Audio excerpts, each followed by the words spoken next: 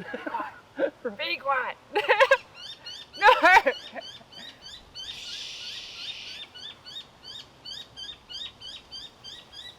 is it? He's there. What is it? I can't see it. Like a, I don't know. It's only little. It's got a big voice. Let's see how it goes.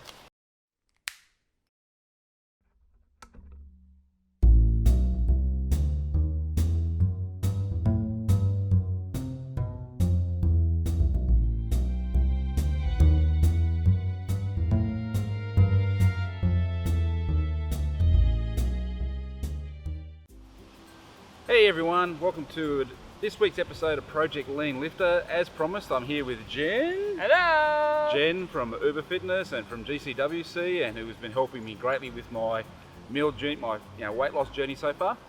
So anyway, this week, pardon all the background noise and all that, we're on location. We're down at Currumbin Alley here on the Gold Coast. So yeah, there's a lot of activity going on. We thought it'd be different and come outside for a change. So anyway, this week we're going to bring you 5 pantry essentials to pimp out your meals. Absolutely. It's one of the challenges and the questions that I get all the time is, rightio, yep, Jen, I need to eat meat, I need to eat veg, I need to have good fats. How do I make it taste good? Yeah, because you always see the bodybuilders and that, you see the videos and old school stuff, it's broccoli, steamed chicken and a little bit of rice, and it's very bland, very plain. It's not sustainable, is it? It's not really sustainable, and it's not really exciting if you're either eating out or if you're having friends over. Yeah. And yep, you can look after that for a little while, and then sometimes you just want to try something a little bit different. Yeah, exactly. So let's start with number 1. Number 1 is actually the foundation. So I've brought with me I've got coconut oil here. And I'm not saying necessarily to always use coconut oil, but to explore your oils. They're actually full of amazing flavors. And it's not just coconut oil and butter that you need to be using for those good fats. You can explore things like almond oil, macadamia oil, sesame seed oil. All of these have their own unique and beautiful flavors, particularly if you're doing Asian style meals. If you're doing stir fries, which is a really great way of getting your protein and your veg all in one beautiful meal. Yeah, and one of the things you got to watch out too for is with the oils, was when you cook with them, when they smoke, they turn into trans fats, isn't it? Yeah, they can change properties, so you won't get the really good nutrients through from them, and you won't be getting exactly what you're after. So you're wanting to have one that has a really good qualities when you're stir frying, and coconut oil hits those. You probably want to stay away from olive oils for cooking. It's amazing as a dressing over your salads. Yeah, very good. Love really putting that on, tasty. We absolutely love our extra virgin olive oil. Yeah. But for cooking, you're looking for something that has a bit of a higher flame point. Yeah, exactly. And your macadamia oils and your coconut oils are way better for that. That's right. Yep. Number 2. Number 2, I'm going to stay on the theme of coconut and talk about coconut flour. Now, I love coconut flour.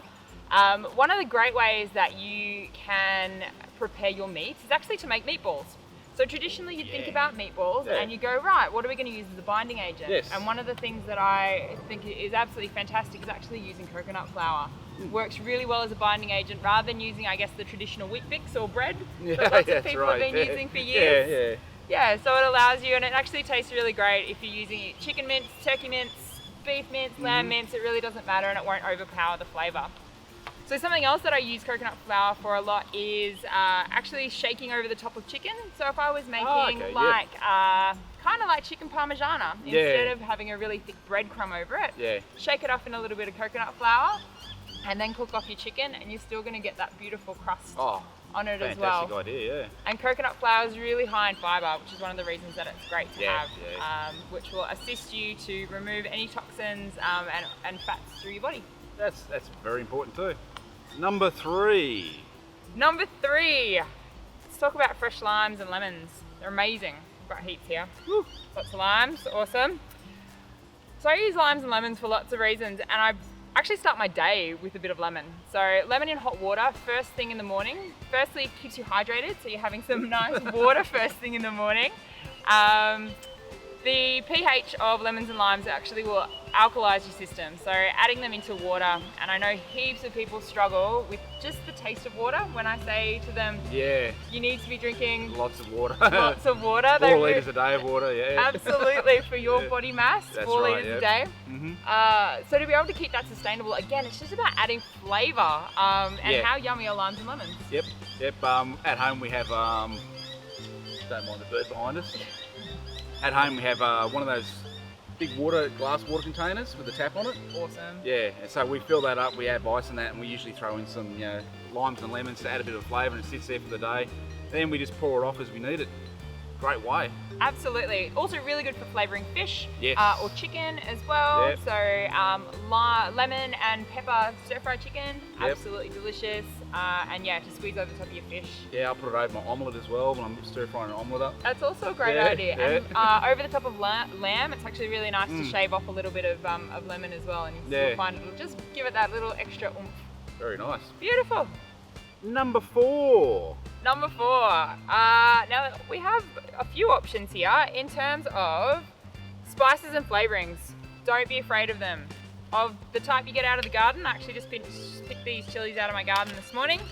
I use spices all the time, so these are some beautiful chilies that I've got here, and I'll use them in all kinds of dishes to make things all nice and tasty. And then don't be afraid of grabbing some from the supermarket, just your normal flavours and spices. So I've got cayenne pepper to make things, you might tell that I like things a little bit spicy and hot. Some cumin seeds that work really well. What else have I got there? Paprika maybe, and a mixed spice as well. I'll also use lots of herbs. So I've got a great garden that I have at home, but it's not always fantastic, and I have a terrible green thumb. So I do have some pantry staples of thyme, of mint and basil, just so that I can always add them into my meals. And that's something I spoke about in one of the early episodes, is having those spices on hand to mix in and just make things a little bit more interesting. We're the same, we have a little bit of a veggie patch out the back, very simple, but you've probably seen it in some of the other videos as well. I think I showed a little bit in the last video. We've got this huge tomato plant that's just growing out of nowhere. We never planted it, and the thing's just gone crazy and spread everywhere. And we're waiting for that to bear fruit. That's awesome. Very nice. That will give you lots of delicious meals, I'm sure. Yes. Number 5. Number 5, and I'm sorry it's not in a very exciting bag, but this is how much I use it and all I have left. It's raw cacao. So raw cacao can be used in lots of different ways to pimp your meals. And mostly I'm talking about smoothies. Absolutely delicious to add in for that little bit of a chocolate fix. Also lovely to have with some almond milk in the evenings if you're looking for a hot chocolate creation. Okay, I haven't actually tried it. So where is it available from? So available from health food stores, exactly why it's in my little bag. You can actually buy it from Woolies. I'm sure there's some brand names of raw cacao if you have a look in the health food section. But I just go to my local health food store. They have it in a ginormous bin. It's really cost effective. Oh, that's where you just sort of help you serve.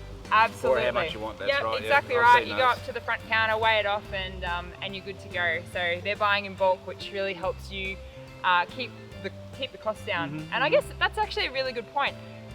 Really great place to buy your nuts, to buy your oils, to buy your honeys, to buy all of your spices, any dried fruits that you're looking for. Yep. Absolutely. Going into a health food store, they generally will have those ginormous big, buy it in bulk, buy it in bulk, and you can just get out what you need, and it means that there's no wastage as well. Yeah, I mean, I can talk from experience from working in the Coles supermarket that things in packets, in smaller packets, are very expensive. So yeah, it's people say you can't eat healthy on a budget. I think that's a load of crap.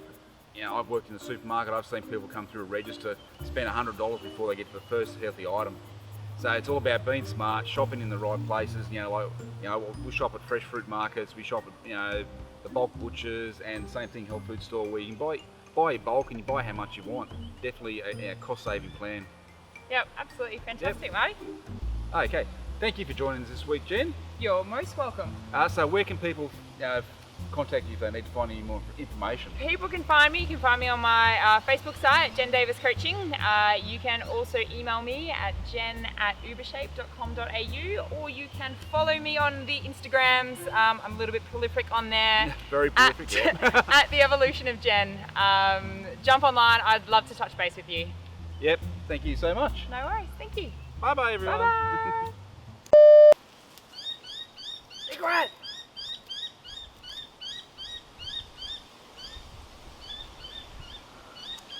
on, almost. Go, buddy.